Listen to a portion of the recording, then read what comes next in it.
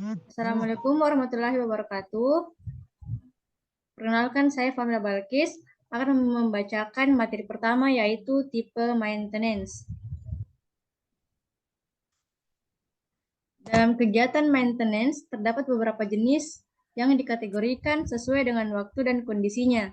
Jenis-jenis maintenance atau perawatan ini diantaranya yaitu predictive maintenance, corrective maintenance, dan breakdown maintenance, di mana predictive maintenance yaitu maintenance yang dilakukan untuk mencegah terjadinya kerusakan pada transformator dan mempertahankan kondisi peralatan listrik lainnya dapat bekerja dengan baik. Yang kedua, corrective maintenance, yang dimana corrective maintenance yang dilakukan dengan berencana dan pada waktu tertentu ketika transformator mengalami kegagalan. Dan yang terakhir, breakdown maintenance, yang dimana maintenance yang dilakukan setelah terjadi kerusakan mendadak, sifatnya darurat, dan waktu tidak bisa diprediksi.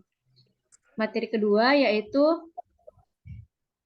measurement dan testing, di mana pengujian transformator pada gardu induk adalah kegiatan untuk mengumpulkan informasi kondisi sebuah transformator. Dari data yang didapat nantinya akan dilakukan analisis dan evaluasi yang akan menentukan tindakan selanjutnya. Pertama, pengujian transformator. Pengujian transformator pada gardu induk adalah kegiatan untuk mengumpulkan informasi kondisi sebuah transformator. Dari data yang didapat nantinya akan dilakukan analisis. Secara tidak langsung, pengujian ini bertujuan untuk mempertahankan kondisi dan meyakinkan bahwa transformator dapat berfungsi sebagaimana mestinya, sehingga dapat mempertahankan reliability, availability, dan efektif sistem secara keseluruhan. Yang kedua, pengujian transformator dalam keadaan padam. Pengujian ratio trafo tenaga. Tujuan dari pengujian ratio pada dasarnya untuk mendiagnosa adanya kesalahan dan dalam antar belitan dan seksi-seksi sistem isolasi pada trafo. Pengujian tangen delta isolasi belitan. Trafo tenaga merupakan peralatan utama dalam sistem penyaluran tenaga listrik. Salah satu bagian paling kritis dari trafo tenaga dan isolasi trafo berupa isolasi kertas, minyak, dan keramik. Yang selanjutnya,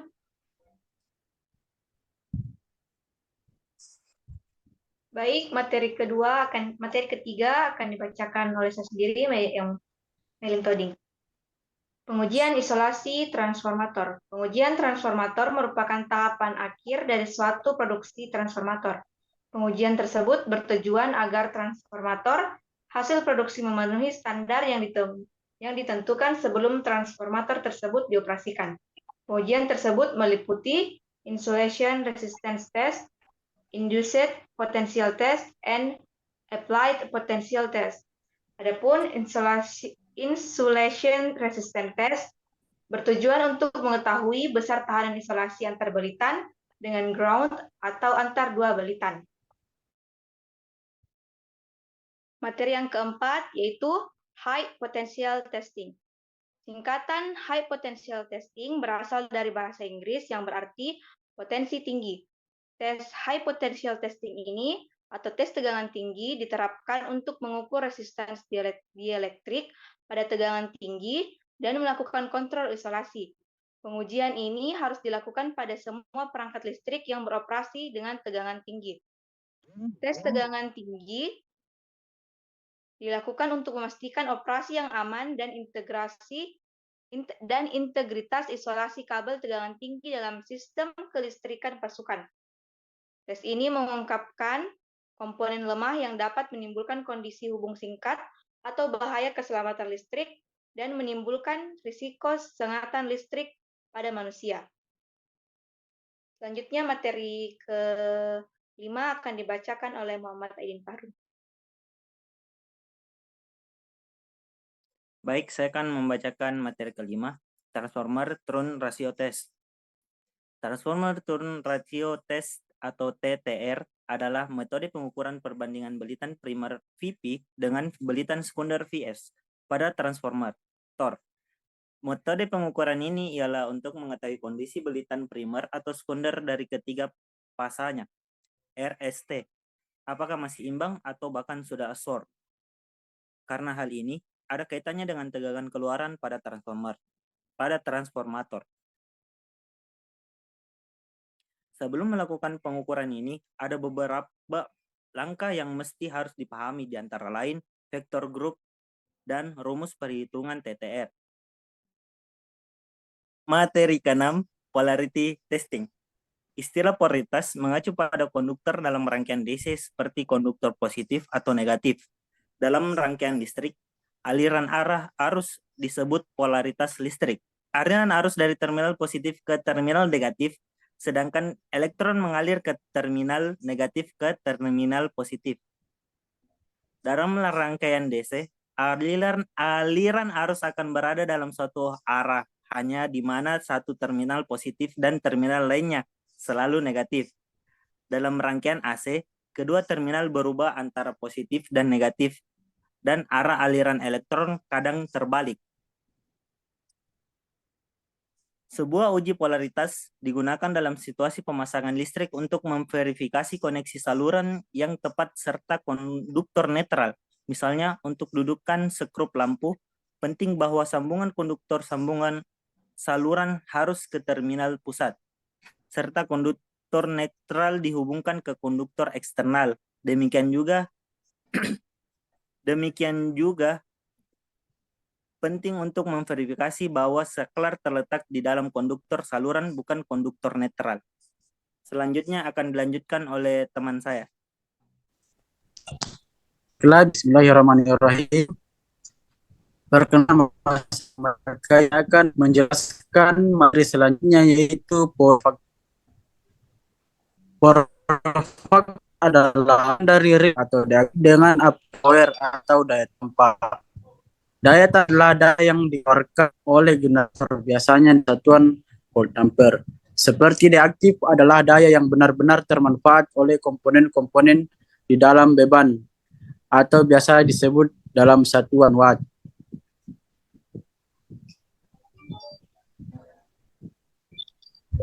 Arus balik ini dihasilkan oleh komponen-komponen yang pertama itu bersifat induktif menggunakan elektromagnet.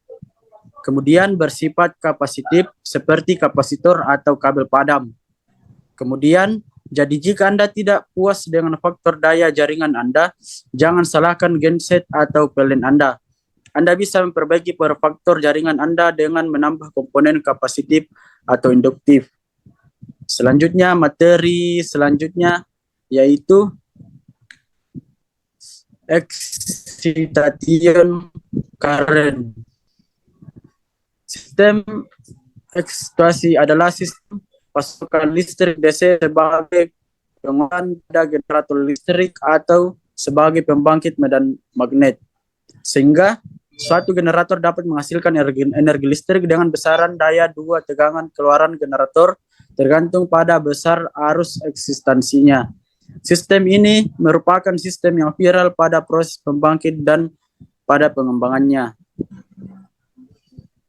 Peneliti ini menyimpulkan bahwa sifat arus eksitasi berbanding lurus dengan daya reaktif atau Q dan tegangan generator berbeban atau EA.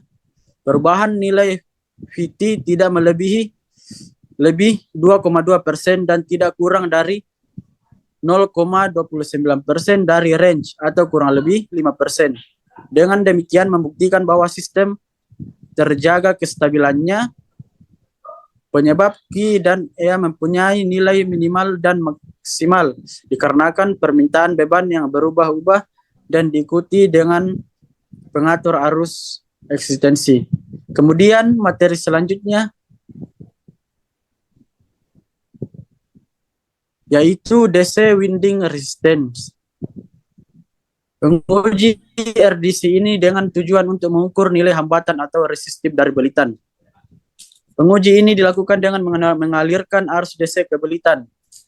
Pengujian yang biasa digunakan dengan jembatan Watson biasanya digunakan untuk trafo yang berdaya kecil atau rendah.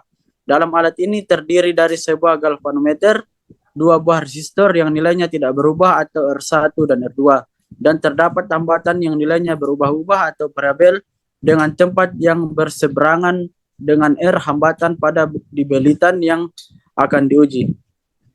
Selanjutnya, materi selanjutnya akan dijelaskan oleh teman saya. Ya, saya akan melanjutkan materi dari ke-10 yaitu polarization recovery. Transformator satu fasa memiliki dua kumparan, yaitu kumparan primer dan sekunder. Pada kumparan primer diberi sumber tegangan dan hasilnya keluar tegangan output pada kumparan sekunder.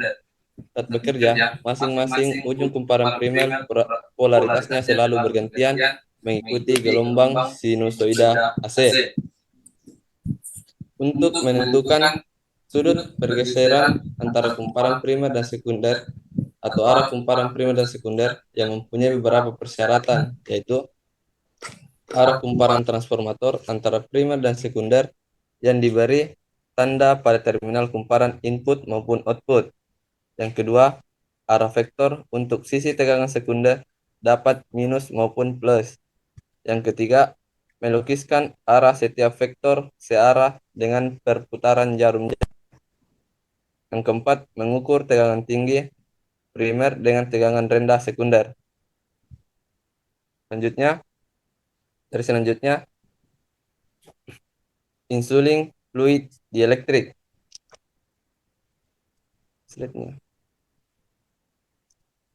Metode pengujian ini dapat diterapkan untuk cairan insulasi yang biasa digunakan pada kabel, trafo, pemutus sirkuit yang diminyaki, dan perangkat serupa sebagai media insulasi dan pendingin.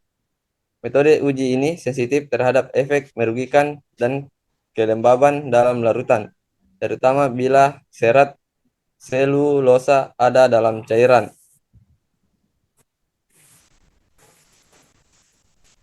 Metode uji ini sensitif terhadap efek merugikan dan kelembapan. Kekuatan kerusakan dielektrik dari cairan isolasi dalam sistem isolasi telah ditemukan sangat berguna dalam penelitian, diagnostik, dan laboratorium. Metode pengujian ini digunakan untuk mengevaluasi apakah persyaratan tegangan tembus elektroda FDE untuk cairan isolasi terpenuhi. Materi selanjutnya, yang terakhir, dissolved gas analysis. Dissolved gas analysis atau DGA adalah analisis gas terlarut minyak isolasi transformator, merupakan salah satu cara yang paling efektif dalam memantau atau perawatan kondisi suatu transformator dengan mengidentifikasi jumlah konsentrasi gas yang terlarut pada minyak isolasi transformator. Transformator sebagai peralatan tegangan tinggi tidak lepas dari kemungkinan mengalami kondisi abnormal. Pengujinya dapat berasal dari internal maupun eksternal transformator. Ketidaknormalan ini akan menimbulkan dampak terhadap kinerja transformator. Secara umum, dampak atau akibat ini dapat berupa overhead dan earthing. Salah satu metode untuk mengetahui ada tidaknya ketidaknormalan pada transformator adalah dengan mengetahui dampak dari ketidaknormalan transfer itu sendiri. Itulah tadi materi yang sempat saya bawakan.